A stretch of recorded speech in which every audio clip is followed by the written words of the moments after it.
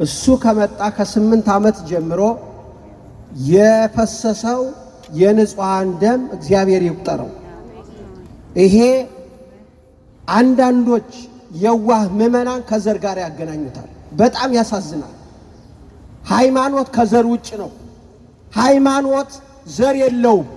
ዘሩ ሰማያዊ ብቻ ነው። ክብርና ምስጋና ለእግዚአብሔር ይሁን።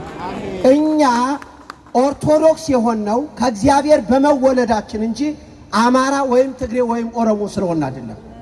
ክርስትና ከዘር በላይ ነው። ስለዚህ የኢትዮጵያን መንግስት አሁን ባለው አካሄድ የምንቃወመው ክርስቲያኖች ሲሞቱ አሁን ይዘጋል። ኢራን አንድ ሰው ሲሞት መግለጫ ወጥቷል።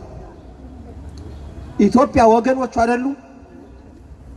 አርሲ ላይ የታረዱት ሌላም ላይ በየገዳማቱ ባሰቦት ገዳም በተለያየ ቦታ ታርጌት ተደርገው ሲታረዱ ያ ነበር ኮንሰርን ሊያደርገው የሚገባው። ምክንያቱም መሪ ማለት አባት ነው። መሪ ማለት የህዝብ አባት ነው። ስለዚህ ህዝቤ ላለው ህዝብ ጥብቅና መቆም ነበረበት። ይሄንን ባለማድረጉ ቤተክርስቲያን ለዶክተር አብይ የጸለየችውን ያክል ለማንም አልጸለየችም። ይሄን ታውቃላችሁ። ጠርታ እንኳ በቅዱስ ፓትርያርኩ እጅ ወንጌልና ካባ ለመጀመሪያ የሸለመችው ማንን ነው? ዶክተር አብይን አይደለም?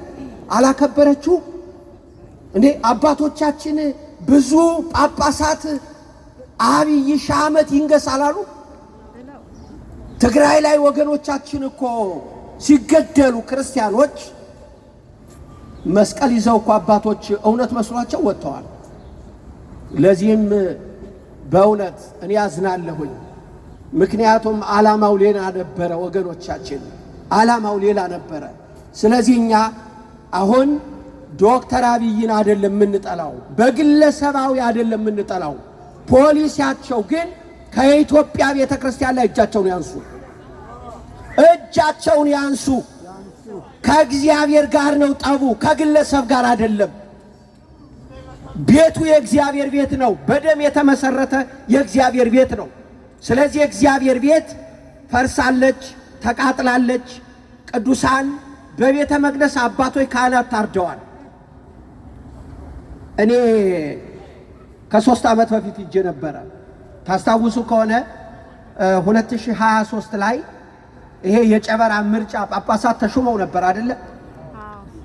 በዛ በሻሸመኔ በሰበታ በተለያየ አዲስ አበባ ዙሪያ ላይ ቤተ ክርስቲያን ውስጥ የሞቱ ሰዎች ቁጥር የላቸውም።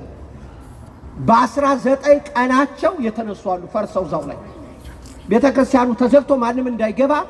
ነገር ግን ከጊዜ በኋላ ሲከፈት በየጥሻው ወቅቱ ዝናብ ነበረ፣ ሚያዝያ አካባቢ ላይ ነበረ፣ ዘንቦ ሳር በቅሎ ሸፍኗቸው ነው የተገኙት።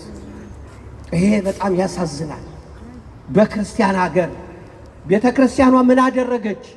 ፊደል ቀርጻ ለሰጠች፣ ኢትዮጵያዊነትን አስከብራ ለኖረች፣ ታቦቷን ይዛ ወደ አድዋ ዘምታ አገር ስላስረከበች፣ ታሪክ ስላቆየች። ዛሬ እኮ የአገሪቷ ከፍተኛው የቱሪስት መስህብ እኮ የማን ነው? የኢትዮጵያ ቤተ ክርስቲያን እኮ ነው። እነ ላሊበላ የማን ናቸው? እነ አክሱም የማን ናቸው? የቤተ ክርስቲያኗ አሻራ የሌለበት የለም። ስለዚህ አሁንም ድምፃችንን እናሰማለን። የኢትዮጵያ መንግስት ከኢትዮጵያ ቤተ ክርስቲያን ላይ እጁን ያንሳ፣ እጁን ያንሳ። ዛሬ የፕሮቴስታንት አማኞች ተደራጅተው ቤተ ክርስቲያኗን ብዙ ሞክረው በተለያየ ሃይማኖት ሞክረው ያልቻሉትን ዛሬ ግን ጌታ እድል ሰጥቶናል ብለው ተባብረው ቤተ ክርስቲያኗን ለማፍረስ ቀንና ሌሊት እየሰሩ ነው። ስለዚህ ኢትዮጵያውያን በዘር የምንከፋፈልበት ሳይሆን ቤተ ክርስቲያናችንን ትውልዳችንን ማስቀጠል ካስፈለገ ሁላችን በአንድ ድምፅ ተነስተን፣ ግለሰባዊ አይደለም፣ ይሄ የሃይማኖት ጉዳይ ነው። ፖለቲካቸው እንደፈለጉ ያድርጉት፣ እኛ አይመለከተንም፣ የሃይማኖት ሰዎች ነን። ነገር ግን ወንጌል የሰበክናቸው ሲታረዱ ግን ዝም ማለት አንችልም። ጣታችሁ አንድ ጣታችሁ ቢታመም መላ አካላችሁ ሁሉ በሽተኛ ይሆናል። አይደለም እንዴ? ትተኛላችሁ አንድ ጥፍራችሁ ቢታመም? በቃ ክርስቲያን ማለት ይሄ ነው። የአካል ክፍላችን ነው የታረደው።